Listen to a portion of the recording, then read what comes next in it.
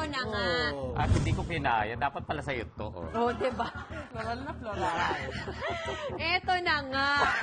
Sino daw itong isang aktor na ubod daw sa pagiging maarte at metikuloso pagdating sa kanyang outfit?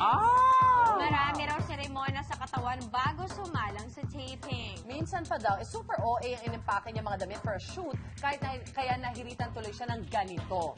Action! Ako talaga? Yan. Ako yung Jalale? Oo. Hindi, ikaw yung magre-reklamo yata. Ayan. Ako yung Alale? Yes. Action! Ang ganda-ganda ko, alalay? Wait. Baka pwede magpalit. Roll lang yan. Roll lang. Huwag Sa mo ngayon lang naman. Ano to? Lipat bahay? Bakit dali mong buong cabinet na yata? Brining mo rito? Siyempre, dapat prepared. Ay, lalaki. Yan. Gusto ko yung pa-cool mong acting dyan. Eh, tingnan nyo naman yung PA mo, halos makuba. Ano ba ito mga dala mo? 10 suit? Eh, dalawa lang naman yung susuot mo, Sino si actor na Sino kailangan kaya? super duper prepared?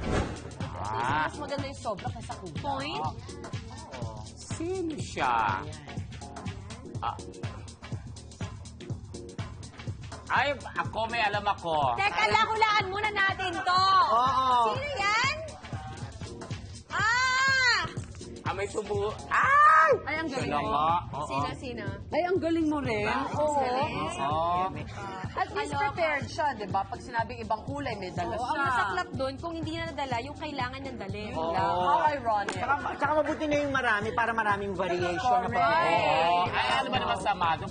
Binibigyan nyo ng kasamaan niya. Dala na ng marami, di ba? Tama ka dyan, Lars. Oo.